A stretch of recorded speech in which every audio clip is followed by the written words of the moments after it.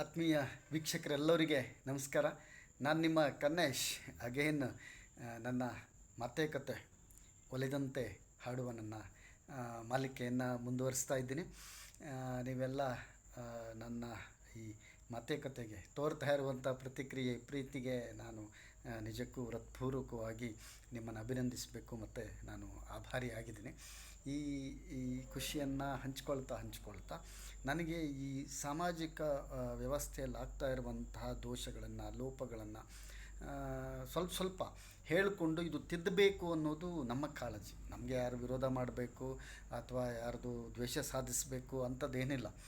ನಮ್ಮ ಜನರು ಯಾರ್ಯಾರೆಲ್ಲ ಏನೇನೆಲ್ಲ ಕಾರಣಕ್ಕೆ ಅಮಾಯಕರಾಗಿ ಅನಾವಶ್ಯಕವಾಗಿ ಶೋಷಣೆಗೊಳಗಾಗ್ತಾರಲ್ಲ, ಅಂಥ ಒಂದು ಶೋಷಣೆಗೆ ಒಳಗಾಗೋದನ್ನು ಪರಿಚಯಿಸುವಂಥ ಹಿನ್ನೆಲೆಯಲ್ಲಿ, ಯಾಕಂತಂದರೆ ಭಾಳ ಜನ ಮುಗ್ಧರಿಗೆ ತಾವು ಈ ಥರದಲ್ಲಿ ಮೋಸ ಹೋಗ್ತಾ ಇದ್ದೀವಿ, ತಮ್ಮನ್ನು ಭಾಳ ವ್ಯವಸ್ಥಿತವಾಗಿ ಮೋಸಗೊಳಿಸಲಾಗ್ತಾ ಇದೆ ಅನ್ನೋದನ್ನು ಕೂಡ ಅರಿಯಲಾರದಷ್ಟು ಅಮಾಯಕರಿದ್ದಾರೆ. ಅಂಥವರಿಗೆ ನಾನು ನನ್ನ ಈ ಮಾತುಕತೆಯ ಮೂಲಕ ಸ್ವಲ್ಪ ವಾಸ್ತವವನ್ನು ಅರ್ಥ ಮಾಡಿಸೋಣ ಅನ್ನುವಂಥ ನನ್ನ ಒಂದು ಸಣ್ಣ ಪ್ರಯತ್ನವನ್ನು ಮಾಡ್ತಾಯಿದ್ದೀನಿ ಅಷ್ಟೆ. ಈಗ ಮೊನ್ನೆ ಒಬ್ಬ ದೊಡ್ಡ ರಾಜಕಾರಣಿ, ಅವರು ಹೆಸರು ನನಗೆ ನೆನಪಾಗ್ತಿಲ್ಲ, ಅವರು ಮಾತಾಡ್ತಾ ಮೋದಿಯವರ ಬಗ್ಗೆ ಮಾತಾಡಿದರು. ನಮ್ಮ ಗೌರವಾನ್ವಿತ ಪ್ರಧಾನಿ ನರೇಂದ್ರ ಮೋದಿಜಿಯವರು ಎಲ್ಲಿ ಹೋದಲ್ಲೆಲ್ಲ ದೇವಸ್ಥಾನಕ್ಕೆ ಹೋಗ್ತಾರೆ, ಹೋದಲ್ಲೆಲ್ಲ ಈ ಧಾರ್ಮಿಕಕ್ಕೆ ಸಂಬಂಧಪಟ್ಟಿರುವಂಥದ್ದನ್ನೇ ಮಾಡ್ತಾರೆ, ಅದನ್ನು ಬಿಟ್ಟು ಬೇರೆ ಈ ಅಭಿವೃದ್ಧಿ ದಿಸೆಯಲ್ಲಿ ಹೆಚ್ಚು ಗಮನ ಕೊಡ್ತಾ ಇಲ್ಲ ಅನ್ನುವಂಥ ಒಂದು ಆರೋಪವನ್ನು ಮಾಡಿದರು. ಮತ್ತು ಅದಕ್ಕೆ ಜೊತೆಗೆ ನೆಹರು ಅವರನ್ನು ಒಂದು ಉದಾಹರಣೆಯನ್ನು ಕೊಟ್ಟು, ನೆಹರು ಅವರು ಪ್ರಧಾನಿಯಾಗಿದ್ದಾಗ ಅವರು ದೇವಸ್ಥಾನಗಳಿಗೆ ಹೆಚ್ಚು ಹೋಗ್ತಾ ಇರಲಿಲ್ಲ, ಅವ್ರದ್ದೇನಿದ್ರು ಅಭಿವೃದ್ಧಿ ಪರವಾದಂಥ ಒಂದು ಮುಖ ಆಗಿತ್ತು. ಮತ್ತು ಅಭಿವೃದ್ಧಿ ಜೊತೆಗೆ ಅವರು ಈ ಆಧುನಿಕ ಭಾರತ ಹೇಗಂತಂದರೆ ಇಲ್ಲಿ ಅಣೆಕಟ್ಟೆಗಳು, ಕೃಷಿಗೆ ಸಂಬಂಧಪಟ್ಟಿರುವಂತಹ ಅನುಕೂಲಗಳು ಮತ್ತು ಆಸ್ಪತ್ರೆಗಳು ಇವುಗಳೇ ದೇವಸ್ಥಾನ, ನಾವು ಅವುಗಳನ್ನು ಸರಿಯಾದ ವ್ಯವಸ್ಥೆಯಲ್ಲಿ ಇಟ್ಟುಬಿಟ್ರೆ ದೇವರನ್ನು ಖುಷಿಪಡಿಸ್ದಾಗೆ ಅನ್ನುವಂಥ ಮಾತನ್ನು ಹೇಳ್ತಾ ಇದ್ದರು ಅನ್ನೋದನ್ನು ಇತ್ತೀಚೆಗೆ ನೆನಪು ಮಾಡಿಕೊಟ್ರು. ಹೌದು ಸ್ನೇಹಿತರೆ, ಭಾರತದ ಸಂದರ್ಭದಲ್ಲಿ ನಾವು ಇವತ್ತು ಬೇರೆ ಬೇರೆ ದೇಶಗಳನ್ನೆಲ್ಲ ನೋಡಿದಾಗ ಅಲ್ಲಿ ಶಿಕ್ಷಣವನ್ನು, ಆರೋಗ್ಯವನ್ನು ಉಚಿತವಾಗಿ ಕೊಡ್ತಾ ಇದ್ದಾರೆ. ಮತ್ತು ನಾವು ಒಂದು ಸಣ್ಣ ವಿಚಾರವನ್ನು ಅರ್ಥ ಮಾಡ್ಕೊಳ್ಬೇಕು ಏನಂತಂದರೆ, ನಮ್ಮ ದೇಶ ಬಹಳ ವಿಶಿಷ್ಟ ಆಗಿರುವಂಥದ್ದು. ನಮ್ಮ ದೇಶದ ಜನಜೀವನ ಇದೆಯಲ್ಲ, ಇದನ್ನು ನೀವು ಬೇರೆ ದೇಶದ ಜೊತೆ ಕಂಪೇರ್ ಮಾಡಲಿಕ್ಕೆ ಸಾಧ್ಯ ಇಲ್ಲ. ನಮ್ಮ ಸ್ನೇಹಿತರು ಒಬ್ಬರು ರಾಜೇಶ್ ಅಂತ, ಅವರು IFS ಇದ್ದಾರೆ, ಬೇರೆ ಬೇರೆ ದೇಶಗಳನ್ನೆಲ್ಲ ಓಡಾಡಿದರು. ಅವರು ಜಪಾನ್ದಲ್ಲಿ ಇದ್ದಾಗ ಅಲ್ಲಿ ಒಂದು ಸಮಸ್ಯೆ ಬರುತ್ತೆ. ಏನಂತಂದರೆ, ಈ ಪರಮಾಣು ಶಕ್ತಿಯನ್ನು ಬಳಕೆ ಮಾಡಬೇಕು, ಪ್ಲಾಂಟ್ಗಳನ್ನು ಮಾಡಬೇಕು ಅನ್ನುವಂಥ ಹಿನ್ನೆಲೆಯಲ್ಲಿ ಒಂದು ಯೋಜನೆಯನ್ನು ಸರ್ಕಾರ ಒಪ್ಕೊಳ್ಳುತ್ತೆ. ಬಟ್ ಜನರಿಗೆ ಒಂದು ಅಭಿಪ್ರಾಯವನ್ನು ಕೇಳುತ್ತೆ. ಸೊ ಇಲ್ಲಿ ನಮಗೆ ವಿದ್ಯುತ್ನ ಅಭಾವ ಇದೆ, ಅದನ್ನು ತುಂಬಿಕೊಳ್ಳುವಂಥ ಹಿನ್ನೆಲೆಯಲ್ಲಿ ನಾವು ನ್ಯೂಕ್ಲಿಯರ್ ಪವರ್ ಪ್ಲಾಂಟ್ಸ್ಗಳನ್ನು, ಅಂದರೆ ಪರಮಾಣು ಇದನ್ನು ವಿದ್ಯುತ್ತನ್ನು ತಯಾರು ಮಾಡುವಂಥ ಒಂದು ಅನಿವಾರ್ಯತೆಗೆ ಸಿಲ್ಕೊಂಡಿದ್ದೀವಿ, ಅದಕ್ಕೆ ನಿಮ್ಮ ಅಭಿಪ್ರಾಯವನ್ನು ಹೇಳಬೇಕು ಅಂತ. ಅದು ಎಲ್ಲಿ ಅಂತಂದರೆ, ಈಗೆಲ್ಲ ನಮ್ಮಲ್ಲಿ ಶುರುವಾಗಿದೆಯಲ್ಲ ಮನ್ ಕಿ ಬಾತ್ ಅಂತ, ಆ ಥರ ಜಪಾನ್ದಲ್ಲಿ ಅಲ್ಲಿಯ ಅಧ್ಯಕ್ಷರು ದೇಶವನ್ನು ಉದ್ದೇಶಿಸಿ ಮಾತನಾಡುವಂಥದ್ದು ಭಾಳ ಹಳೆಯದು. ಈಗ ಇಲ್ಲಿ ನಮ್ಮ ಇಂಡಿಯಾದಲ್ಲಿ ಮಾಡ್ತಾ ಇರೋದು ಅದರದ್ದು ಕಾಪಿ ಅಷ್ಟೆ. ಆ ಥರ ಕೇಳಿದಾಗ ಜನಸಾಮಾನ್ಯರು ಹೇಗೆ ಪ್ರತಿಕ್ರಿಯೆ ಮಾಡ್ತಾರೆ ಅಂದರೆ, ಅವರು ಪ್ರೆಸಿಡೆಂಟು ಹೇಳ್ತಾರೆ, ನಮ್ಮಲ್ಲಿ ಈ ಪರಮಾಣು ಕೇಂದ್ರಗಳು, ಅಣುವಿದ್ಯುತ್ತು ಸ್ಥಾವರಗಳು ಇವುಗಳೆಲ್ಲ ಬೇಡ ಅನ್ನೋದನ್ನು ನಾವು ಒಪ್ತೀವಿ, ಬಟ್ ನಮ್ಮ ವಿದ್ಯುತ್ ಅಭಾವವನ್ನು ಪೂರೈಸಲಿಕ್ಕೆ ಆಗ್ತಾ ಇಲ್ಲ. ಹಾಗಾಗಿ ನಮ್ಮದೊಂದು ರಿಕ್ವೆಸ್ಟ್ ಇದೆ, ನೀವು 1-2 ತಿಂಗಳದ ಒಳಗಡೆ ನಾವು ಅದನ್ನು ಮಾನಿಟರ್ ಮಾಡ್ತೀವಿ. ಒಂದೊಂದು ತಿಂಗಳಿಗೆ 2 ತಿಂಗಳು ಒಳಗಡೆ ನಮ್ಮಲ್ಲಿಯ ವಿದ್ಯುತ್ತಿನ ಬಳಕೆಯ ಪ್ರಮಾಣ ಏನಿದೆಯಲ್ಲ ಅದನ್ನು ಕಡಿಮೆ ಮಾಡಿರಿ. ಅಟ್ಲೀಸ್ಟ್ ನೀವೊಂದು 15-20% ಉಳಿಸಿಕೊಟ್ರೆ ನಾವು ಈ ಬಗ್ಗೆ ಮರುಚಿಂತನೆಯನ್ನು ಮಾಡ್ಬೋದು, ನಮಗೆ ಅಣುವಿದ್ಯುತ್ ಸ್ಥಾವರಗಳ ಅಗತ್ಯ ಇಲ್ಲ ಅನ್ನೋದನ್ನು ನಾವು ಕನ್ಸಿಡರ್ ಮಾಡ್ಬೋದು ಅಂತ ರಿಕ್ವೆಸ್ಟ್ ಮಾಡ್ತಾರೆ ಅವ್ರ ಮಾತಿನಲ್ಲಿ ಅಧ್ಯಕ್ಷರು. ಆ ನಂತರ 1 ತಿಂಗಳು 2 ತಿಂಗಳು ಹೀಗೆ ಮಾನಿಟರ್ ಮಾಡಿದರೆ ಜಪಾನಿನ ಜನ ಮೋರ್ ದೆನ್ 46%, ಅಂದರೆ ಅವರು ನಿತ್ಯ ಏನು ಬಳಸ್ತಾ ಇದ್ದರು ಆ ಕರೆಂಟ್ನಲ್ಲಿ ಹತ್ತತ್ರ ಅರ್ಧದಷ್ಟನ್ನು ಉಳಿಸ್ಕೊಟ್ರಂತೆ. ಇಂಥ ಒಂದು ಮಿರಾಕಲ್ಲು, ಚಮತ್ಕಾರಗಳು ನಮ್ಮ ದೇಶದಲ್ಲಿ ಆಗಲಿಕ್ಕೆ ಸಾಧ್ಯ ಇದೆಯಾ? ಈಗ ನಾವೊಂದು ಸಣ್ಣ ಎಕ್ಸಾಂಪಲನ್ನು ನೋಡೋದಾದರೆ, ಈಗ ನಂದು ಡೈವರ್ಟ್ ಆಗ್ತಾಯಿದೆ, ನಾನು ಯಾವ ವಿಚಾರವನ್ನು ಹೇಳಲಿಕ್ಕೆ ಹೊರಟಿದ್ದೆ ಅಂತ. ನನ್ನ ಸಮಯ ಮುಗೀತು ಅಂತಂದ್ರೆ ನಾನು ಇದನ್ನು ಇನ್ನೊಂದು ಎಪಿಸೋಡ್ನಲ್ಲಿ ಕಂಟಿನ್ಯೂ ಮಾಡ್ತೀನಿ, ಯಾಕೆಂದರೆ ಇವಕ್ಕೆಲ್ಲ ರಿಲೇಟೆಡ್ ಆಗಿ ಹೇಳುವಂಥದ್ದು. ಈಗ ನಾವು ಜಪಾನನ್ನು ಉದಾಹರಣೆ ತೊಗೊಂಡ್ರೆ, ಅಥವಾ ಇನ್ಯಾವುದೋ ಒಂದು ಕೆನಡಾ ಅಂತ ದೇಶವನ್ನು ಉದಾಹರಣೆ ತೊಗೊಂಡ್ರೆ, ಕ್ಯೂಬಾ ಅಂತ ದೇಶವನ್ನು ಉದಾಹರಣೆಗೆ ತೊಗೊಂಡ್ರೆ, ಅಲ್ಲಿ ಜನಸಂಖ್ಯೆ ಕಡಿಮೆ ಇರುತ್ತೆ. ಆಮೇಲೆ ಆಧುನಿಕ ಸೌಕರ್ಯ ಸೌಲಭ್ಯ ಇವುಗಳನ್ನೆಲ್ಲ ಕೊಡೋದು ಭಾಳ ಸುಲಭ. ನಮ್ಮ ದೇಶದಲ್ಲಿ ಅಷ್ಟು ಈಸಿ ಇಲ್ಲ. ನಿಮಗೆ ಇನ್ನೊಂದು ಅದೇನೇ ಉದಾಹರಣೆಯನ್ನು ಹೇಳಬೇಕಿದ್ರೆ, ನಾವು ಮೀಡಿಯಾ ಅಂತ ಇಷ್ಟೆಲ್ಲ ಚರ್ಚೆ ಮಾಡ್ತಿದ್ವಿ. ನನ್ನ ಮಾಹಿತಿ ಪ್ರಕಾರ ನಮಗಿರುವಂಥ ಅಂಕಿಅಂಶಗಳ ಆಧಾರದಲ್ಲಿ ನಾವು ಮಾತಾಡೋದಾದರೆ, ಇಂಡಿಯಾದಲ್ಲಿ ನಾವು ಎಷ್ಟು ಜನರನ್ನು ಮಾಧ್ಯಮಗಳು ತಲುಪಿದ್ದಾವೆ ಅಂತ ಹೇಳ್ಕೊಂಡು, ಇವತ್ತು ಬಿಡಿ ನಾವು ಮೊಬೈಲ್ನ ಕ್ರಾಂತಿಯಿಂದಾಗಿ ಸೋಷಿಯಲ್ ಮೀಡಿಯಾ ಹೆಚ್ಚು ರೀಚ್ ಆಗ್ತಾಯಿದೆ. ಅದ್ರ ಜೊತೆಗೆ ನಾವು ಏನು ಟಿ ವಿ ಈ ಮಾಧ್ಯಮಗಳ ಮೂಲಕ ಈಗ ಇದು ಬೇರೆ ಬೇರೆ ಹೊಸ ಸಾಧ್ಯತೆಗಳಿದೆಯಲ್ಲ, ಅವುಗಳ ಮೂಲಕ ಎಲ್ಲ ನಾವು ಸ್ವಲ್ಪ ಮುಟ್ತಾ ಇದ್ದೀವಿ. ಬಟ್ ನಾನೊಂದು 10-15 ವರ್ಷದ ಹಿಂದಿನ ಕಥೆಯನ್ನು ಹೇಳೋದಾದರೆ, ಈಗ ನಮ್ಮ ಪತ್ರಿಕೆಗಳು ಎಷ್ಟು ಜನರನ್ನು ಮುಟ್ತಾ ಇದ್ದಾವೆ ಅಂತ ಹೇಳ್ಕೊಂಡೆಲ್ಲ ಸರ್ವೆಗಳಾಗುತ್ತೆ. ಅದರ ಪ್ರಕಾರ ನಾವು ಕೇರಳದಲ್ಲಿ ಇಡೀ ಈ ದೇಶದಲ್ಲಿ ಹೈಯೆಸ್ಟು ಏನು ಪತ್ರಿಕೆ ಓದುವವರನ್ನು ಕಾಣ್ತೀವಿ. ಅದು ಯಾಕೆ ಗೊತ್ತಾ? ಅದು ಸಣ್ಣ ರಾಜ್ಯ, ಅಲ್ಲಿ ಇರುವಂಥ ಜನಸಂಖ್ಯೆ ಕಡಿಮೆ, ತಲಾವಾರು ಅದನ್ನು ನೋಡಿದಾಗ ಸಹಜವಾಗಿ ಅಲ್ಲಿ ಜನ ಹೆಚ್ಚು ಪೇಪರ್ನ ಓದ್ತಾರಂತ ಅನಿಸುತ್ತೆ ನಮಗೆ. ಆದರೂ ಕೂಡ ಕಂಪ್ಯಾರಿಟಿವ್ಲಿ ನಮಗೆ ಕೇರಳದಲ್ಲಿ ಹೆಚ್ಚು ಶಿಕ್ಷಣ ಇದೆ, ಹೆಚ್ಚು ಜನ ಪತ್ರಿಕೆಗಳನ್ನು ಓದ್ತಾರೆ. ಅಲ್ಲಿಯ ಮಲಯಾಳಂ ಮನೋರಮ ಅನ್ನುವಂಥ ಪೇಪರು ಒಂದು ದೊಡ್ಡ ಕ್ರಾಂತಿಯನ್ನು ಮಾಡಿಬಿಟ್ಟಿತ್ತು. ಸೊ ಅಷ್ಟು ಜಾಗೃತಿ ಕೇರಳದಲ್ಲಿದೆ. ನೀವು ಕೇರಳದವ್ರ ಜೊತೆಗೆ ಉತ್ತರ ಪ್ರದೇಶದವ್ರನ್ನ ಪರಿಗಣಿಸ್ಲಿಕ್ಕಾಗುತ್ತಾ? ಗುಜರಾತ್ನವರನ್ನು ಪರಿಗಣಿಸ್ಲಿಕ್ಕಾಗುತ್ತಾ?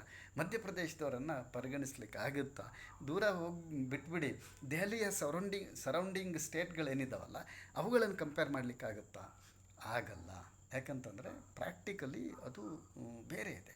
ಹೀಗಾಗಿ ನಾವು ಏನು ಮಾಡಬೇಕಂತಂದರೆ, ಈ ದೇಶದ ಜನಮನವನ್ನು ನೋಡಬೇಕು.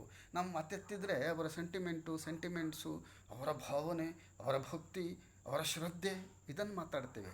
ಆಯಿತು, ಇವುಗಳ ಮೂಲಕ ನೀವು ಏನನ್ನು ಸಾಧಿಸಿದ್ರಿ ಇಲ್ಲಿವರೆಗೆ? ಹೇಳ್ತಾ ಇದ್ದೀನಲ್ಲ ನಾನು, ಮೀಡಿಯಾಗಳು ನಾವು 50% ಜನರನ್ನು ಮುಟ್ತಾ ಇಲ್ಲ. ಆದರೂ ಮೀಡಿಯಾದಿಂದ ಏನು ಪರಿಣಾಮವನ್ನು ಏನು ಕಾಣ್ತಾ ಇದ್ವಿ ನಾವು? ಬರೀ ಒಬ್ಬರದೇ ಬಗ್ಗೆನೇ ಇಡೀ ದಿವಸ ಪುಂಗುವಂಥದ್ದು, ಪ್ರಚಾರ ಮಾಡುವಂಥದ್ದು, ಇಂಥದ್ದನ್ನೆಲ್ಲ ನಾವು ನೋಡ್ತಾ ಇರೋದು. ಹಾಗಾಗಿ ನಾನೀಗ ನನ್ನ ವಿಚಾರಕ್ಕೆ ಬರ್ತೀನಿ. ದೇವರಿಗೆ ಸಂಬಂಧಪಟ್ಟಂತೆ ನಮ್ಮ ಭಾಗ ಸೇರಿಕೊಂಡಂತೆ ಇಂಡಿಯಾದಲ್ಲಿ ಇತ್ತೀಚಿನ ಒಂದು 10-15 ವರ್ಷಗಳಲ್ಲಿ ಈ ಧಾರ್ಮಿಕತೆ ಅನ್ನುವಂಥದ್ದು ಏನು ದೊಡ್ಡೊಂದೇನೋ ಕ್ರಾಂತಿ ಆಗ್ತಿದೆ ಅಂತ. ಊರುಗಳಲ್ಲಿ ದೇವಸ್ಥಾನಗಳ ನಿರ್ಮಾಣ ಆಗ್ತಾಯಿದೆ.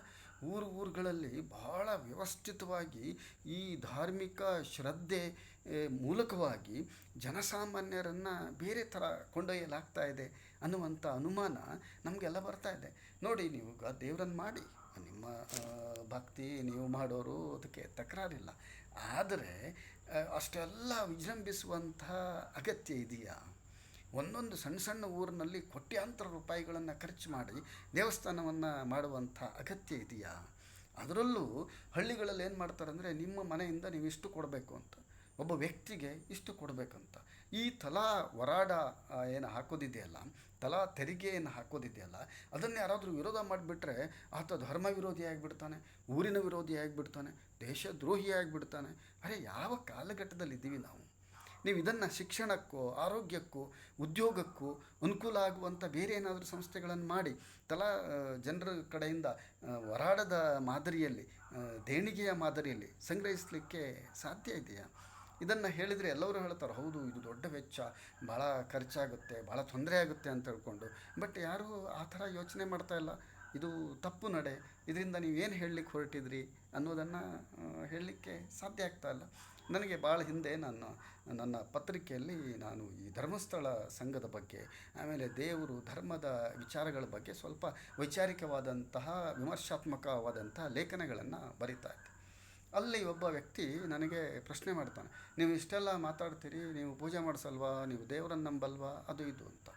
ನನ್ನ ವೈಯಕ್ತಿಕ ಬೇರೆ, ನಾನು ದೇವರನ್ನು ನಂಬೋದೂ ಇಲ್ಲ. ನನಗೆ ಆ ಪೂಜೆ ಪುನಸ್ಕಾರ ಧಾರ್ಮಿಕ ಕಾರ್ಯಗಳಲ್ಲಿ ನನಗೆ ನಂಬಿಕೆಯೂ ಇಲ್ಲ. ನಾನು ಅದನ್ನು ವಿಶ್ವಾಸವನ್ನು ಇಡೋದಿಲ್ಲ. ನಾನು ಬಸವಣ್ಣನನ್ನು ಅನುಕರಿಸ್ತೀನಿ. ಯಾಕಂತಂದರೆ ಕಾಯಕವೇ ಕೈಲಾಸ ಅನ್ನೋದು ನಮ್ಮ ಮಂತ್ರ. ಆ ಮನುಷ್ಯ ಏನು ಹೇಳ್ತಾನಂತಂದರೆ, ಅವ್ರದ್ದು ವೃತ್ತಿ ಅದು ವೈದಿಕತೆ ಮಾಡುವಂಥದ್ದು. ನಾವು ಪರಿಶಿಷ್ಟರ ಮನೆ ಹೋಗಿ ಪೂಜೆ ಮಾಡ್ತೀವಿ, ನಾವು ಲೋಕ ಕಲ್ಯಾಣಕ್ಕಾಗಿ ಪೂಜೆ ಮಾಡ್ತೀವಿ. ಹೀಗೆಲ್ಲ ಆತನ ಚರ್ಚೆಯನ್ನು ನಾವು ಮುಂದುವರಿಸ್ತಾ ಹೋಗ್ಬಿಟ್ರೆ ಭಾಳ ಜನರಿಗೆ ಆಶ್ಚರ್ಯ ಆಗಿಬಿಡುತ್ತೆ. ಇವರು ಈ ಧಾರ್ಮಿಕ ಕೆಲಸದ ಮೂಲಕ, ವೈದಿಕ ಕೆಲಸದ ಮೂಲಕ ಇಂಥ ಎಲ್ಲ ಲೋಕ ಕಲ್ಯಾಣಾರ್ಥದ ಕೆಲಸವನ್ನು ಮಾಡಬೇಕಾಗಿದ್ದರೆ ಭಾರತ ಈ ಥರ ಇರ್ತಿರ್ಲಿಲ್ಲಲ್ಲ. ಎಷ್ಟು ವರ್ಷಗಳಿಂದ ಇದನ್ನು ಮಾಡ್ತಾ ಬರ್ತಾ ಇದ್ದೀರಿ? ಯಾವ ಕಾಲಘಟ್ಟದಿಂದ ಇದನ್ನು ಮಾಡ್ತಾ ಬರ್ತಿರಿದ್ದೀರಿ? ಆದರೂ ಪರಿಣಾಮ ಶೂನ್ಯ ಅಂತಂದರೆ ಕೆಲವೊಬ್ಬರ ಆರ್ಥಿಕತೆ ಚೆನ್ನಾಗಾಗುತ್ತೆ, ಕೆಲವೊಬ್ಬರ ಅನುಕೂಲಕ್ಕಾಗಿ ಭಾಳ ಜನರನ್ನು ಬಹುಸಂಖ್ಯಾತರನ್ನ ಶೋಷಣೆ ಮಾಡಲಾಗ್ತಾ ಇದೆ ಅನ್ನುವಂಥದ್ದು ವಾಸ್ತವವನ್ನು ನಾವು ಎದುರುಗಡೆ ಇಟ್ಕೊಂಡಾಗ ಅವ್ರಿಗೆ ಒಂದು ಪ್ರಶ್ನೆಯನ್ನು ಮಾಡಿದೆ ನಾನು. ಅಫ್ಕೋರ್ಸ್ ಈಗ ನಾವೆಲ್ಲ ನಮ್ಮ ಊರುಗಳಲ್ಲಿ, ನಮ್ಮ ಮನೆಗಳಲ್ಲಿ ನಾವೇನು ಮಾಡ್ತೀವಿ ಅಂತಂದರೆ, ಒಂದು ಧಾರ್ಮಿಕ ಕಾರ್ಯಕ್ರಮ ಮಾಡಬೇಕಿದ್ರೆ ನಮ್ಮ ದುಡಿಮೆಯ ಹಣವನ್ನು ಬಳಸ್ತೇವೆ. ನಮ್ಮಲ್ಲಿ ಈ ಭಾಳ ಉಳಿತಾಯ ಮಾಡುವಂತಹ ಪ್ರಕ್ರಿಯೆ ಇಲ್ಲ. ನಾವು LICಯನ್ನೇ ಸರಿಯಾಗಿ ಕಟ್ಟೋದಿಲ್ಲ. ನಮ್ಮ ಏನು ಉಳಿತಾಯ ಏನಿದೆ ಅದು ಭಾಳ ಕಡಿಮೆ. ಆದರೂ ಕೂಡ ಆ ಉಳಿತಾಯದಲ್ಲಿ ನಾವು ಸತ್ಯನಾರಾಯಣ ವ್ರತನೋ ಮತ್ತೊಂದು ಪೂಜೆನೋ ಪುನಸ್ಕಾರಗಳನ್ನು ಇವುಗಳಿಗಾಗಿ ದುಡ್ಡನ್ನು ಖರ್ಚು ಮಾಡ್ತೀವಿ. ಮತ್ತು ಅದಕ್ಕೆ ಪೂಜೆಗೆ ಬಂದಂಥ ಪುರೋಹಿತರಿಗೆ ದುಡ್ಡನ್ನು ಕೊಡ್ತೀವಿ, ಅವರಿಗೆ ಕಾಣಿಕೆಗಳನ್ನು ಕೊಡ್ತೀವಿ. ಇವುಗಳನ್ನೆಲ್ಲ ನಮ್ಮ ಶ್ರಮದ ದುಡ್ಡಿಂದ ಮಾಡ್ತಾಯಿದ್ದೀವಿ. ನಾವು ದೇವರಿಂದ ಬಹಳ ದೂರ ಇರೋರು. ಈಗ ನೀವು ದೇವರ ಭಕ್ತಿಯನ್ನು ಮಾಡುವಂಥವ್ರು, ಪೂಜಾರಿಗಳು, ನೀವು ದೇವರಿಗೆ ಭಾಳ ಹತ್ತಿರ ಇದ್ದೀರಿ. ಸೊ ನಾವು ನಮ್ಮ ಶ್ರಮದ ಇಷ್ಟನ್ನೆಲ್ಲ ವ್ಯಯಿಸ್ತಾ ಇರಬೇಕಾದ್ರೆ ಧಾರ್ಮಿಕ ಕಾರ್ಯಕ್ಕೆ, ಧಾರ್ಮಿಕ ಕೆಲಸಕ್ಕೆ ನೀವು ದೇವರ ಸಮೀಪದವರು ಆಗಿ ನೀವು ನಿಮ್ಮ ಪೂಜೆಗೆ ಪ್ರತಿಯಾಗಿ ದಕ್ಷಿಣೆ ಅಂತ ತೊಗೊಳ್ಬಾರ್ದಲ್ಲ, ಗೌರವಧನ ಅಂತ ತೊಗೊಳ್ಬಾರ್ದಲ್ಲ. ಅಲ್ಲ, ಅದಕ್ಕೆ ಗೌರವಧನ ಅಂತಲೂ ಹೇಳಬಾರ್ದು, ದಕ್ಷಿಣೆ ಅಂತಲೂ ಹೇಳಬಾರ್ದು. ಯಾಕಂದರೆ ಯಾವ ಪ್ರಮಾಣದಲ್ಲಿ ಬೆಳೆದಿದೆ ಅದು. ಇವತ್ತು 1,000 ಇಲ್ಲ, 1,00,000 ಮಟ್ಟವರೆಗೆ ಹೋಗಿದೆ.